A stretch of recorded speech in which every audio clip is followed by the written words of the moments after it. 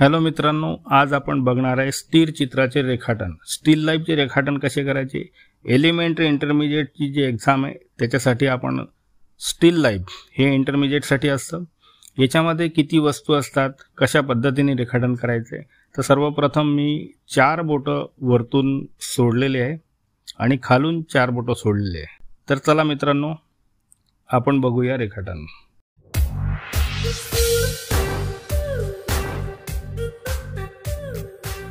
तर मित्रांनो, या ठिकाणी मी एक रेक्टँगल आयत तयार केलेला आहे आणि याच्यामध्ये या सगळ्या वस्तू बसवायच्या आहे। त्याआधी आपण बाजूनी किती चित्र यायला पाहिजे याच्यासाठी मी एक आयत तयार केला आहे। आता या आयताचा आपण सेंटर घेऊ। बघा, मी पेन्सिलनी मार्किंग करतोय आणि ही मार्किंग कशा पद्धतीने करायची ही एकदम सोपी पद्धत आहे। तर या ठिकाणी 2 पॉइंट मला मिळाले, याचा आपल्याला सेंटर काढायचा आहे, मध्य काढायचं आहे। आणि मागचा जो व्हिडिओ तुम्ही बघितला असेल तर त्याच्यामध्ये मी वस्तुचित्रामध्ये सांगितलं होतं की महत्त्वाची जी वस्तू आहे, मोठी जी वस्तू आहे ती मध्ये यायला नको, मध्यभागी यायला नको। एकतर ती डावीकडे असावी किंवा उजवीकडे असावी। तर मित्रांनो, या ठिकाणी मी एक आयत काढतोय, बाजूला चित्र लावलेलं आहे ते आपण बघू शकता। त्याच्याप्रमाणेच मी या ठिकाणी रेखांकन करीत आहे। तर इथे मी बादली काढणार आहे। तर बादलीसाठी एक आयत केलेला आहे, त्याचा बेस आहे। बादली एका उंच ठिकाणी ठेवलेली आहे, ती आपण या ठिकाणी काढून घेतोय। तर ह्याचा बेस या ठिकाणी तयार झाला।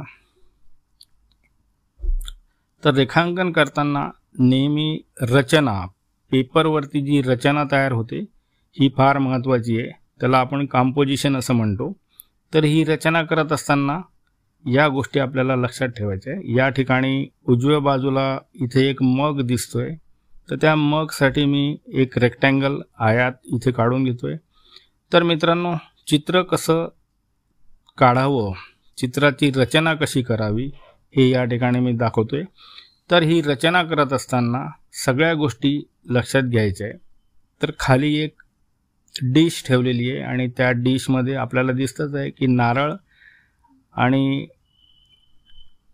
पोंगा मिरची, डबू मिरची काय म्हणता तुम्ही ते मला कमेंट्समध्ये नक्की सांगा की या मिरचीला काय म्हणतात। शिमला मिरची। तर या ठिकाणी नारळ काढतोय आणि या ठिकाणी एक वर्तुळ काढलेला आहे, गोल काढलेला आहे। तर अशा पद्धतीने हे मी डिश तयार केलेली आहे। जो नको असलेला रेषा आहेत, जो भाग आहे तो आपण इथे इरेज करतोय, खोडून टाकतोय।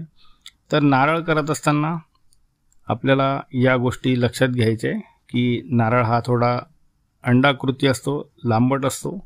तर त्या पद्धतीने मी इथे नारळाचा आकार घेतलेला आहे, शेप घेतलेला आहे। ढोबळा मिरची जी आहे, शिमला मिरची जी आहे तिचं पण रेखांकन मी कच्चं रेखांकन करतोय, या गोष्टी लक्षात घ्या।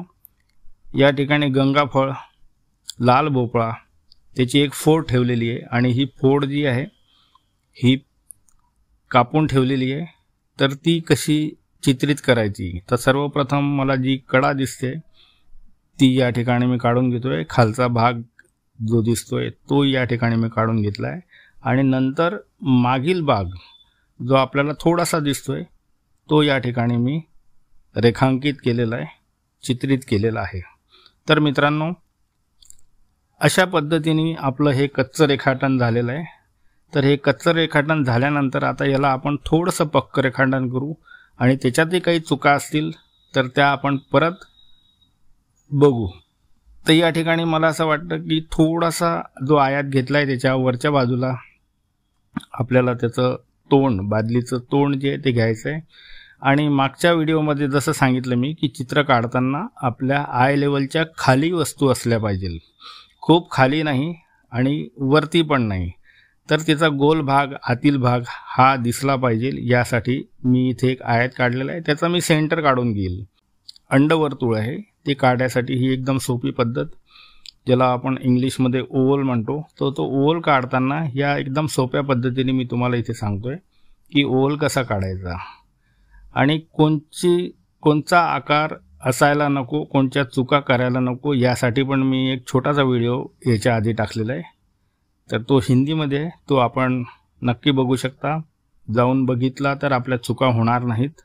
तर मित्रांनो, जर आपण नवीन असाल तर माझ्या चॅनलला लाईक करा, सबस्क्राईब करा आणि बेल आयकॉनची घंटी जरूर वाजवा. कमेंट्स करायला बिलकुल विसरू नका. तर या ठिकाणी मी जो आयत काढला आहे तर या ठिकाणी स्लँटेड लाईन्स येतील, तिरप्या लाईन या ठिकाणी आपल्याला घ्यायचे, कारण बादली खाली निमुळती होत जाते. तर त्याच्यासाठी मी इथे आयत काढलेला आहे.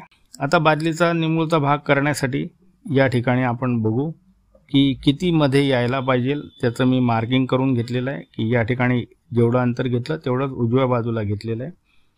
तर हे मार्किंग आपण केल्यानंतर वरच्या बाजूने खाली जे मार्किंग केलेलं आहे तिथपर्यंत तिरपी रेषा आपल्याला ओढायची आहे, मारायची आहे. आणि ही तिरपी रेषा ओढल्यानंतर ज्या अनावश्यक रेषा आहेत त्याला आपण इथे इरेज करतोय.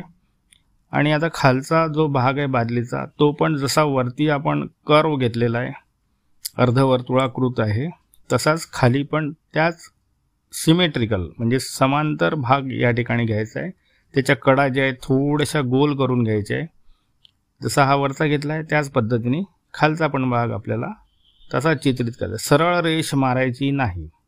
तर ही गोष्ट लक्षात घ्यायची आहे की स्ट्रेट लाईन यायला नको, ती पण अर्धवर्तुळाकृत लाईन असली पाहिजे. तर आता त्याचा बेस जो आहे तो आपण काढून घेणार आहोत. तर बेस काढतानाही आपल्याला जसा वरती आपण रेष कर्व लाईन घेतली आहे तशीच लाईन खाली पण घ्यायची आहे. तर ही समांतर रेषा यायला पाहिजे, या गोष्टीकडे आपलं लक्ष असायला पाहिजे. जर आपल्याला ए ग्रेड मिळवायची आहे तर जे स्केचिंग आहे, जे रेखांकन आहे ते आपल्याला क्लिअर करायचं आहे. त्याच्यातल्या ज्या चुका असतील त्या आपण काढून टाकायच्या आहेत. व्यवस्थित रेषा, सरळ, जसा शेप आहे, जसा आकार आहे त्या पद्धतीने आपल्याला घ्यायचं आहे. तर या ठिकाणी वस्तू किती आहेत हे लक्षात घ्या.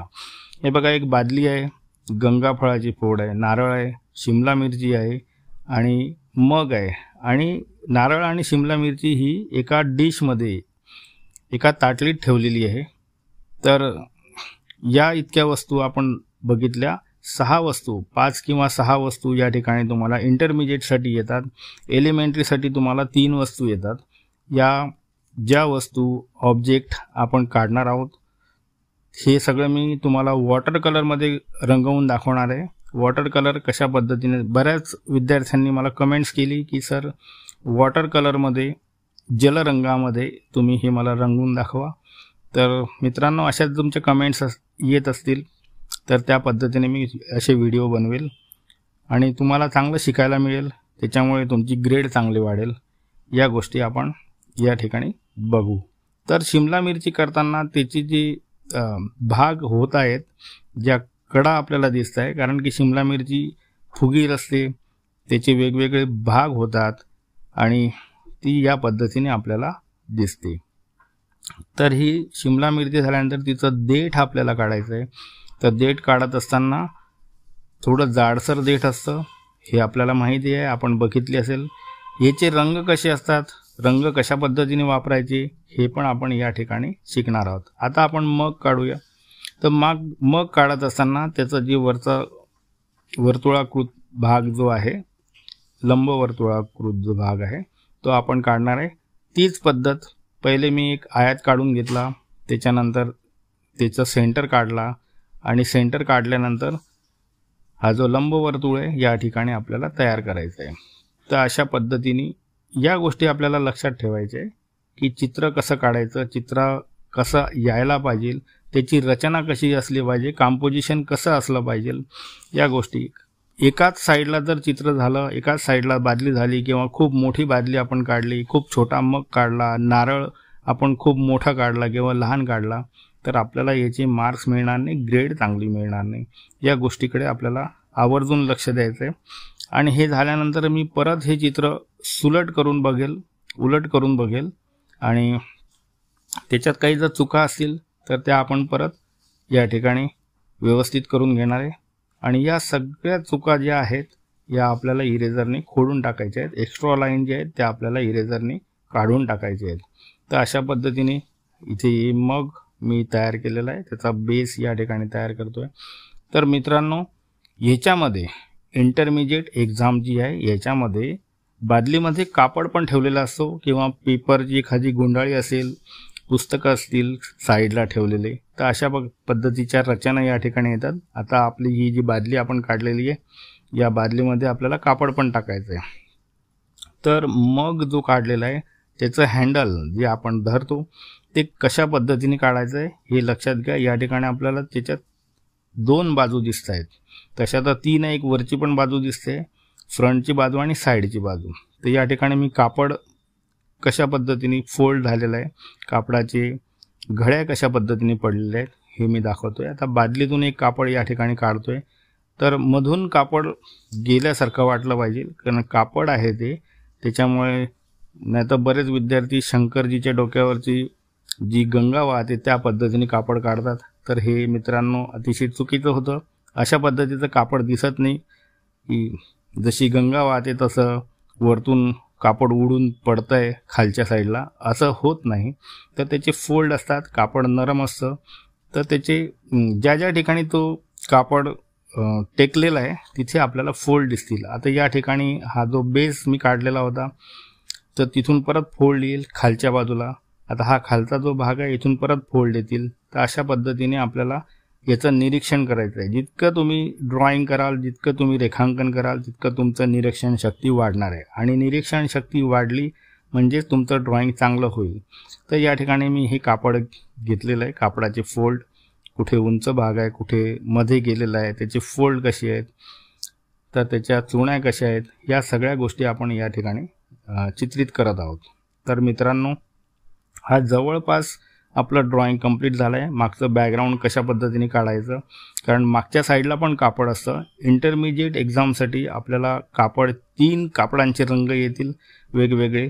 तसेच रंग कॉम्बिनेशन कसे करायचे, कोणते रंग घ्यायचे, ठेवलेले आहेत तसेच घ्यायचे, त्याच्यात बदल करायचा, या सगळ्या गोष्टी मी पुढच्या व्हिडिओमध्ये सांगणार आहे, करून दाखवणार आहे. तर या ठिकाणी मी हँडल काढतोय. तर पुढचा जो व्हिडिओ राहील याच्यानंतरचा जो व्हिडिओ आहे हा रंगकामाचा, तो नक्की तुम्ही बघायला पाहिजे, कारण की त्याच्यामध्ये खूप महत्त्वाच्या गोष्टी, महत्त्वाचे टिप्स मी इथे सांगणार आहे. हे जे ट्युटोरियल मी इथे करतोय, हे जे प्रात्यक्षिक मी इथे दाखवतोय, हे पूर्ण आपण बघितलं तर आपल्याला याचं चांगलं नॉलेज होईल. स्थिर चित्र, स्टील लाईफ हे कशा पद्धतीने काढायचं, एलिमेंटरी आणि इंटरमिजिएट दोन्ही विद्यार्थ्यांसाठी उपयुक्त होईल. पण हे पर्टिक्युलरली जे मी चित्र काढतोय हे इंटरमिजिएटसाठी आहे, आणि इंटरमिजिएटच्या विद्यार्थ्यांनी हे चित्र नक्कीच बघायला पाहिजे. हे रेखांकन, हे जे मी व्हिडिओ आहे हा कंप्लीट तुम्ही बघायला पाहिजे. तर अशा पद्धतीने हे सगळं चित्र या ठिकाणी मी कंप्लीट केलेलं आहे. तर मित्रांनो, परत एकदा सांगतो, जर आपण नवीन असाल, व्हिडिओ जर आवडला असेल तर नक्की लाईक करा, सबस्क्राईब करा आणि बेल आयकॉनची घंटी वाजवा. तर मागे मी सांगितल्याप्रमाणे चित्र मी उलट केलेलं आहे, आणि उलट पद्धतीने आपण या चित्राचं परत एकदा निरीक्षण करू. ज्या रेषा तिरप्या किंवा बाहेर गेलेल्या असतील त्यांना आपण इरेज करू, त्याचे आकार व्यवस्थित वाटले पाहिजे, अशा पद्धतीने आपण हे चित्र इथे चित्रित करत आहोत. तर हे सगळं झाल्यानंतर परत आपण सरळ चित्र करून घेऊ, आणि ज्या एक्स्ट्राच्या लाईन्स आहेत त्या आपण इथे सगळ्या खोडून टाकणार आहोत, इरेज करणार आहोत, आणि इरेज केल्यानंतर मग रंगकाम आपलं चालू होईल. तर मित्रांनो, हे चित्र करायला मला जवळजवळ 17-18 मिनटं या ठिकाणी लागलेले आहेत. तर या गोष्टी लक्षात घ्यायच्या. तुम्हाला 20 मिनटं किंवा अर्धा तास जरी लागला तरी हरकत नाही, पण चित्र व्यवस्थित करायचं आहे. ज्या लाईन आपल्याला दिसतात त्या डार्क करायच्या आहेत, हळुवारपणे डार्क करायचे आहेत, जास्त डार्क पण करायचे नाहीत, आणि रंगवायच्या पहिले, चित्र रंगवण्याच्या आधी हे सगळं आपल्याला इरेज करून टाकायचं आहे. म्हणजे लाईट करायचं आहे, पुसटसं करायचं आहे. पुसटसं केल्यानंतर मग रंगकाम, कारण की याच्यातून जर आपण रंगकाम केलं तर आपल्याला त्या लाईन्स, त्या रेषा दिसतील आणि ते चांगलं वाटणार नाही. तर मित्रांनो, हे चित्र इथे पूर्ण केलेलं आहे, आणि हे पूर्ण झाल्यानंतर आपण बघू शकता. तर चला मित्रांनो, भेटूया पुढच्या व्हिडिओ. Thank you very much.